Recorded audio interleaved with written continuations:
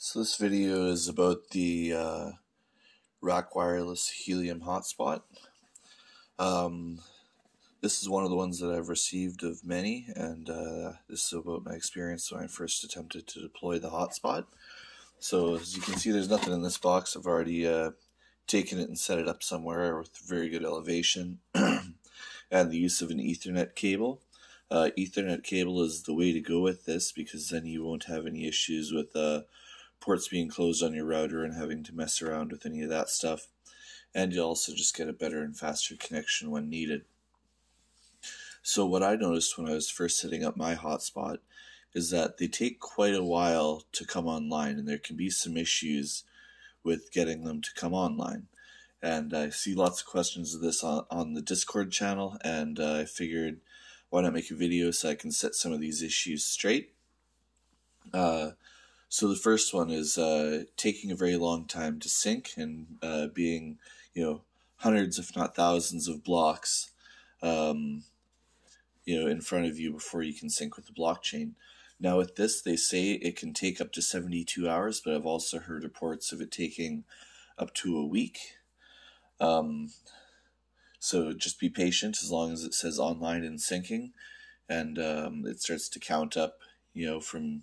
It may take a while to get above 0, but once it starts to count up to 100%, you're on your way there. Just leave it be and let it sync.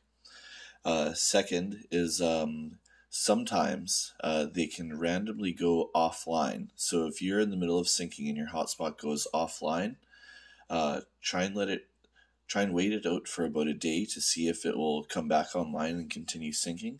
If not, you can try and power cycle and make sure that your connection is good, that your Wi-Fi connection is good if you're using Wi-Fi, and that your Ethernet cable is a good working cable if you're using Ethernet. Another thing that I have heard and seen from my research on the Discord channel is there can sometimes be issues with the SD card in the RAK wireless V2 units. So this issue is, I guess, the SD card when syncing is getting worked a little too hard and it wears out. This isn't a big problem though. It only takes a couple screws to take the helium miner apart so you can get into where the SIM card is. Replace the SIM card with one that you've flashed with the programs or data that Helium has available on one of their service websites. That's kind of a worst case scenario. I've heard of it happening, but apparently it doesn't happen too often.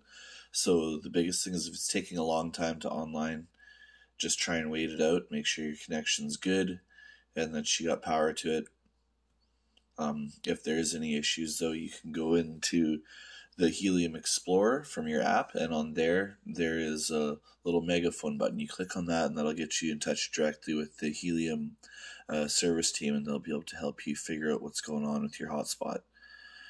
Well, I hope you liked my video. I hope it answers some of the questions you have.